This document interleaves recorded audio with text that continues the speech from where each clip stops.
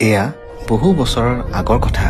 ভাৰতৰ সূৰ্য উঠা দেশ বুলি খ্যাত উত্তৰ পূব ভাৰতৰ এখন ৰাজ্য আছিল অসম, আৰু সেই অসমতে শ্ৰীমন্ত শংকৰদেৱে শিকাইছিল নিজৰ শিষ্যসকলক বৃন্দাবনী বস্ত্ৰ কেনেকৈ নিৰ্মাণ কৰা হয়। ইতিহাসে কয় তেতিয়াই বৃন্দাবনী বস্ত্ৰখন বিভিন্ন কাৰণত ভূটান হৈ তিব্বত পাইগৈ, আৰু তাৰ পৰা ইউৰোপীয় ব্যৱসায়ীসকলে এই বস্ত্ৰ উদ্ধাৰ কৰি ইউৰোপলৈ লৈ যায়।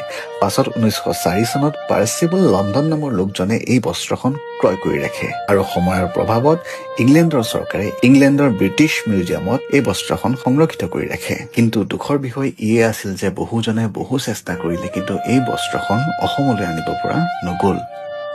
কিন্তু 17 নৱেম্বৰ 2025 অসমৰ ইতিহাসত জিলিকি থাকিব, কিয়নো এই দিনটোতে মাননীয় মুখ্যমন্ত্ৰী হিমন্ত বিশ্ব শৰ্মা ডাঙৰীয়াই বৃন্দাবনী বস্ত্ৰ উভতাই অনাৰ বাবে ব্ৰিটিছ সংগ্ৰহালয়ৰ সৈতে বুজাবুজি চুক্তি স্বাক্ষৰ কৰে, আৰু যাৰ বাবে অসমে নিজৰ ঘৰতেই বৃন্দাবনী বস্ত্ৰখন চাবলৈ সুবিধা পাব।